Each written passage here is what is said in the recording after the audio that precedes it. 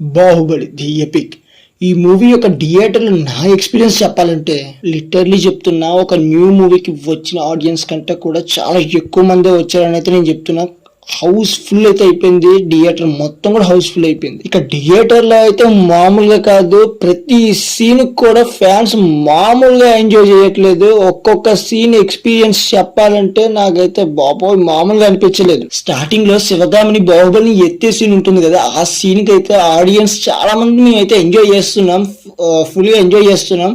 As a time లో కొంతమంది fans అయితే ఆ సీన్స్ అయితే రీప్లేస్ చేసేసారని చెప్పాలి. ఆ సీన్ ని స్టార్టింగ్ లో శివగామిని బాహుబలిని ఎత్తే సీన్ కి వాడెవరినో ఎత్తేసి వాళ్ళు కూడా చాలా ఎంజాయ్ చేస్తున్నారు ఫ్యాన్స్ అయితే.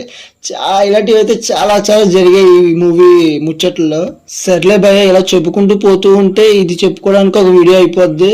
కాబట్టి ఈ మూవీ రివ్యూ గురించి మాట్లాడుకుందాం. Hi, hello, welcome. నా పేరు సైనాథ్, మీరు చూస్తున్నది మై వ్యూ. ఈ ఛానల్ ఇప్పుడే చూసినట్లయితే సబ్స్క్రైబ్ చేసుకోండి, పక్కన ఉన్న బెల్ ఐకాన్ ఆన్ లో పెట్టుకోండి. అప్పుడు నేను పెట్టుకున్న వీడియోలు మీ వరకు వస్తాయి. Let's get in the video.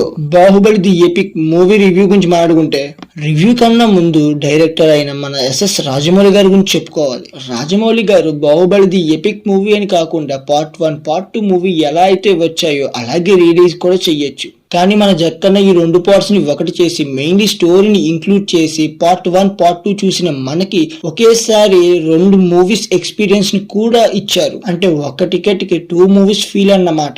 ఇక ఈ మూవీ గురించి మాట్లాడుకుంటే ఫుల్ కాదు, డబుల్ కాదు, 3 మీల్స్ ఒకేసారి పెట్టేశారు భయ్య. తెలుగు ఇండస్ట్రీలో బాహుబలి ముందు, బాహుబలి తర్వాత అన్నమాట ఇప్పుడు రీ రిలీజెస్ లో కూడా ఉంటుంది. ఈ మూవీలో మెయిన్ యాక్టర్స్ ప్రభాస్ గారు, అనుష్క గారు, రానా గారు, రమ్యకృష్ణ గారు, సత్యరాజ్ గారు, అలాగే తమన్నా గారు అండ్ నాజర్ గారు.